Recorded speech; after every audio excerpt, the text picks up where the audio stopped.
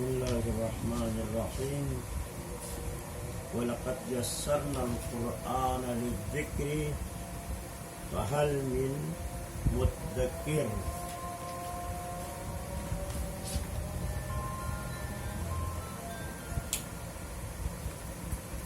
سب سے پہلے جو قرآن پر سب سے پہلے جو اسلام پہ حملہ ہوا ہے پہلے وہ قرآن پر حملہ ہوا ہے.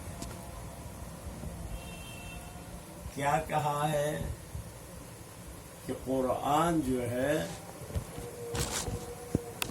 قابل فہم نہیں، قابل سمجھ نہیں.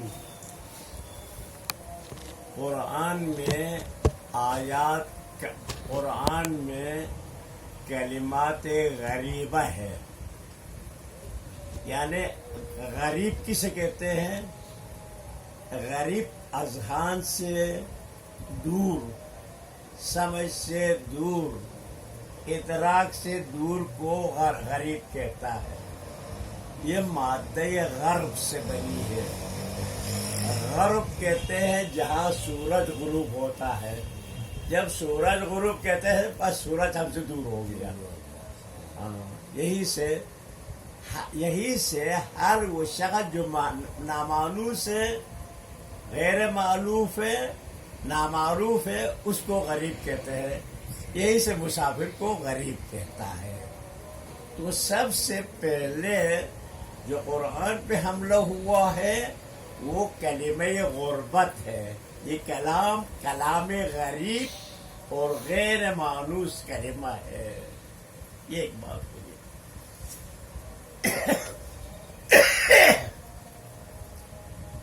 اس مدعا کو ثابت کرنے کے لیے قرآن میں کلمات غریبہ ہے، اس کے لیے انہوں نے اس کلمے کو انتخاب کیا ہے جو قرآن میں سب سے پہلا کلمہ ہے.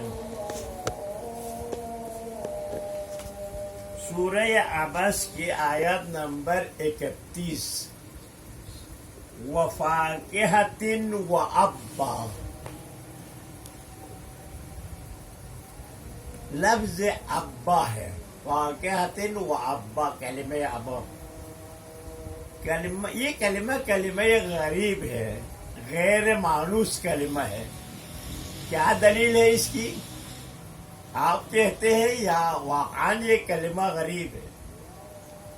کہتے یہ کلمہ غریب ہونے کی دلیل یہ ہے، خلیفہ دوم سے پوچھا گیا کہ فاکہتیں تو ہمارے سمجھ میں آئی، ابا کیا ہے؟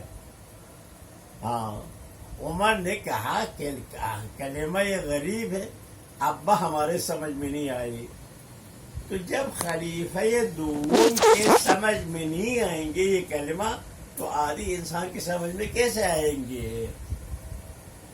اچھا، یہاں انسان کو غور کرنا ہے. یہ نسبت خلیفہ دوم کو کیوں دیا؟ آپ اس پہ سوچے نا. یہ عام انسان کی طرف دیتے ہیں تو یہ نہیں مانتے، خلیفہ دوم کو دیا.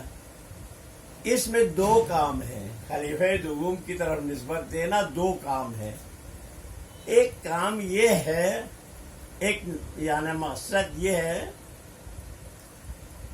کہ خلیفہ دوم کو کنڈم کرنا ہے، محکوم کرنا ہے، خلافت کے لیے نااہل قرار دینا ہے.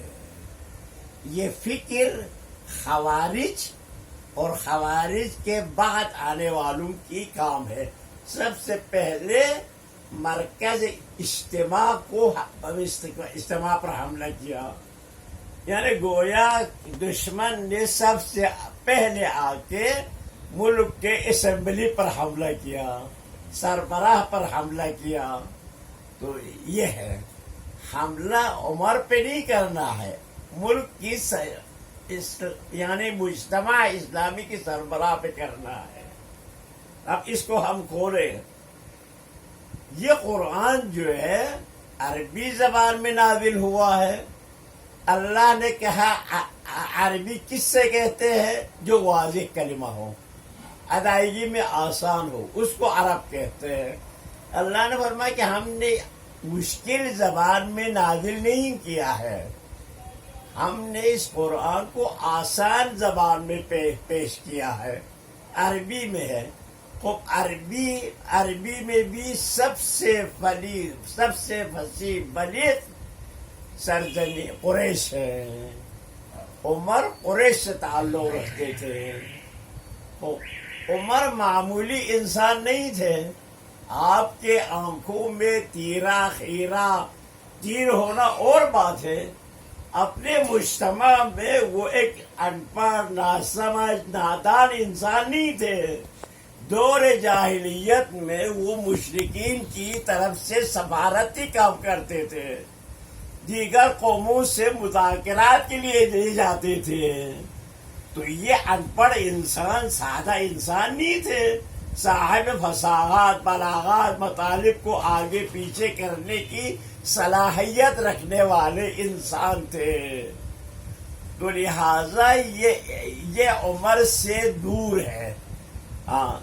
نمبر 2، ایک شخص کو ابا مانا نہیں آتا ہو، 12 سال میں کتنی غلطیاں بولا ہوگا، آپ اس کو بھی سامنے لائے. تو یہ دیکھیں نا دشمن کس طرح سے حملہ کرتا ہے اور کہاں کہاں سے اٹھاتے ہیں. اور سب سے پہلے جو کلمہ اٹھایا ابا اٹھایا کہ ابا نہ آنے والے کیسے خلیفہ مسلمین بن سکتا ہے. یہ ایک بات. دوسرا کلمہ جو اٹھایا ہے انہوں نے، یہ کلمہ ہے ابو. اب جو ہے اب کسے کہتے ہیں؟ یہ ہے پہلا کلمہ جو ہے ابب ہے. ابب سے ابا بنی ہے، جو چارہ کو کہتے ہیں. چارہ یعنی وہ سبزی جات جو حیوان کھانے کے لیے آمادہ تیار ہے. یعنی اب جو ہے نا پہاڑ جو ہے میدان سرسب ہو گیا ہے، چراگاہ آمادہ ہے، اس کو کہتے ہیں. حیوان کھانے والی گھاس کو اب کہتے ہیں. دوسرا کلمہ جو ہے وہ کیا ہے؟ ابو ہے. ابو یعنی ابو کا 2 معنی ہے. ایک ابو کا معنی والد کو کہتے ہیں، سمجھ میں والد ہے اس کو ابو کہتا ہے. یعنی ہر وہ شخص جو دوسرے انسان کے وجود میں آنے کا سبب بنے اس کو اب کہتا ہے. یہاں سے دادا کو اب کہتا ہے، باپ کو بھی اب کہتا ہے اور چاچا کو بھی اب کہتا ہے. کسی کے وجود میں آنے، اس کی تربیت کرنے، اس کی اصلاح کرنے میں جس کا کردار ہے اس کو اب کہتا ہے. وہ اب ہے. تو اس کے لیے پیش کرتے ہیں پیغمبر کی وہ فرمان کہ انا وعلی ابوا هذه الامہ، میں اور علی اس امت کا باپ ہوں. پیغمبر اکرم باپ ہونا واضح ہوا کہ پیغمبر 23 سال امت کے لیے قرآن لایا. 23 سال پیغمبر اپنی نشست و برخاست کو اللہ نے اس کو لوگوں کے لیے نصاب دین قرار دیا. علی اب ہونے کی بات کیا کہاں سے ثابت ہے؟ علی نے کون سی جو ہے نا مثلا کیا؟ ٹھیک ہے پیغمبر کے ساتھ رہے، جنگوں میں علی رہے، فاتح رہے، خلیفہ مسلمین بنے.